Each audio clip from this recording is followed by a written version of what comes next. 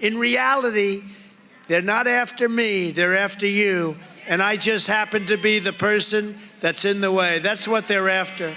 If those words don't resonate with you, now more today than ever, I don't know what ever will.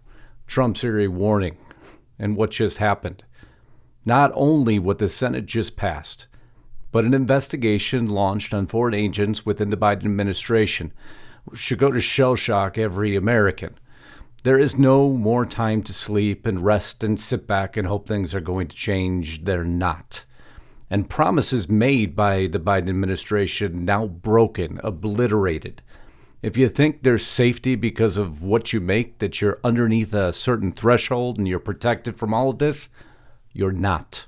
And I'm going to show you all the details of this and ask a very important question, one brought up by Jonathan Turley. Is it time for a NATO of the states? Right now, we may have no other option. A quick request, if you haven't subscribed to the channel, I certainly hope you will too. And I'm so happy I get to say this on every Monday to the massive amount of new audience that have come to this channel. I can't thank you enough for being here. Did a absolutely bombshell story on Lisa Haven's channel. I'll put a link above. I hope you can go watch it. It's brought so many people over, raised the awareness to so many. And for all of you that have joined as a member here on YouTube, thank you for clicking that button. That means the world to me. It allows me to continue to bring you broadcast, and even greater thanks to those that have made it over to restrictedrepublic.com. Seen the Senate Democrats go ahead and pass the sweeping healthcare and climate bill to help inflation by spending more money. We know it's not going to work. Anything the Democrats propose never work. It's the polar opposite of what they state, but there's so much more to this story that it's now begging a larger question. Again, Jonathan Turley putting this out. What an amazing idea for those of you that say, well, what do we do? Well, here's what we can do. I'm going to get to the very end of what this would look like. The North Atlantic Treaty. No matter what you're feeling on it, there's one line in there that is of utmost relevance today, and it states, Article 5 states, the most important line, an armed attack against one is an armed attack against all. And my friends, no matter how you try to slice and dice this, we are being attacked. A political idea is being attacked. I'll give you multiple examples of this. Financially, they want your state to be decimated if your color happens to be red. Newsom asks Hollywood to stop filming in conservative states, which would cost people a great deal of money. Not the first example of this. Remember initially the bakery who had to make the cake by demand even though they chose not to. Their rights overruled, Supreme Court tossing it away. States with abortion ban risk losing their economic edge because, well, those blue states are calling for it. Ban and boycott them. Again, not new. Bathroom bill to cost North Carolina $3.76 billion. If they disagree with your politics or your policy, they'll call for you simply to not exist. Aligning dollars with values. 5 more states placed on California's no travel list. And tourism for many states is what generates revenue. Blue states are deciding you don't deserve that money anymore. Abortion rights supporters and opponents look from lessons for Kansas. You see, at the end of the day, the state should be able to vote on what they want to vote on. Kansas shocked everyone, but that's their state right. And you know I'm a state right advocate, to say the very least. USC, UCLA, and California's naughty list. Well, what's that all about? You see, Newsom prohibition on state-funded and state-sponsored travel to states with discriminatory laws. It's an attack on the red states. It's plain and simple. It's gotten so bad that Newsom's actually running campaign ads, if you want to call them those, in other states. Go ahead. If your state's not working out, aka Florida, come to California. Actually taking active measures to hurt the financial status of other states. They haven't held back on this. But they're not the only one to break promises now, are they? Bothering to do this is I keep hearing on the press, Biden's going to raise your taxes. Anybody making less than $400,000 a year will not pay a single penny in taxes. Okay, now putting aside the gaffe of you won't pay a single penny in taxes, what he meant to say, of course, was you won't pay a single penny in new taxes. Well, you could take both of those and you could throw them in the garbage. because this new bill now passed by the Senate. Democrats reject ban. Wait now, what does that have to do with that? Do you mean they actually called just before the vote for a ban on middle-class tax hikes? They did, and the Democrats threw it away. So all of you that thought you had some safety because your income falls below a certain bracket, well, that safety is now gone, but it's actually far worse. You've heard about this expansion of the IRS, and I'll get to how expansive it is. I'll put a link above if you want to know the full details of it, because I've covered it before. Senate Democrats on a party line vote rejected an amendment to their Inflation Reduction Act that would ban Internal Revenue Service funds from being used to go after working and middle-class Americans with audits and tax hikes. Well, so much for that. Broken promises, broken commitments. How bad could that be? Well, they told you how bad it could be. The Joint Committee on Taxation has reported that 78 to 90% of the taxpayer money raised via these new audits and investigations will come from American households earning less than $200,000 a year. Well, doesn't that just make you feel all warm and fuzzy, doesn't it? We warned you it was coming. We warned you they wouldn't stop. They're never going to go for the folks that some would wish they would. No, they want this hitting the average American taxpayer. They have now, in so many ways, weaponized the IRS. And let's see exactly who they choose to audit. I bet our opinion will be it would be somebody who punched a certain party on their voter ID card. Meanwhile, just 4 to 9% is expected, and I'll get myself out of the way so you can read it verbatim. Meanwhile, just 4 to 9% is expected to come from households earning more than $500,000 a year. So much for that promise.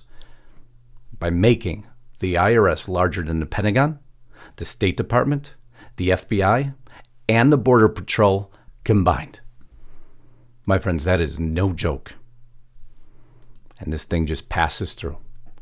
But if that wasn't bad enough, what about conflicts of interest within the Biden administration itself? We're supposed to protect ourselves against enemies, both foreign and domestic, or interests, both foreign and domestic. Well, it appears those interests are now relating to foreign interest.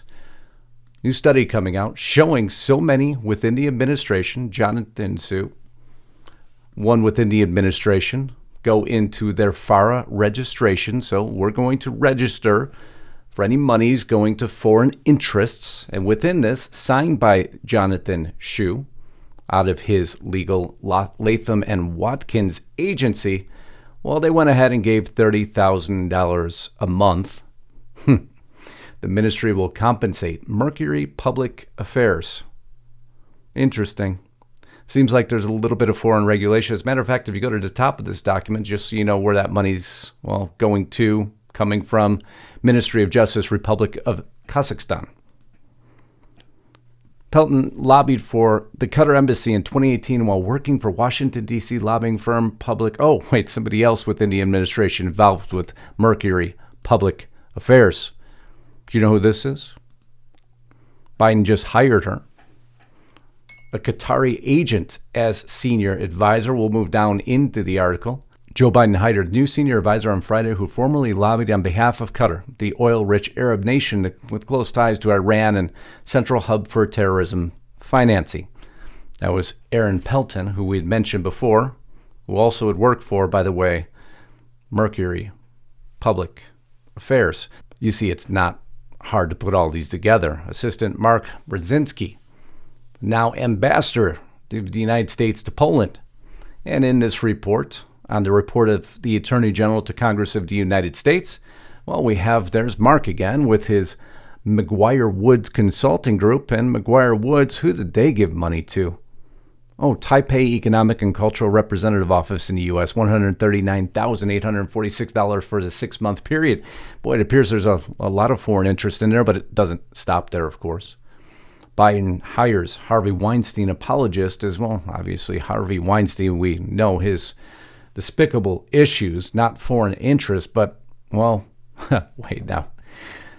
Anita Dunn, who I just showed you, who volunteered to help Weinstein. Well, from Mao to Obama, what appears she likes Mao is one of White House Communication Director Anita Dunn's favorite philosophers. That's who we want advising on foreign policy, isn't it?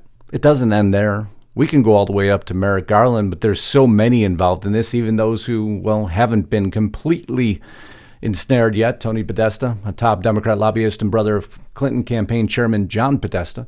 Manafort, Tony Podesta, Rick Gates failed to disclose their lobbying efforts on behalf of interests connected to former Ukrainian.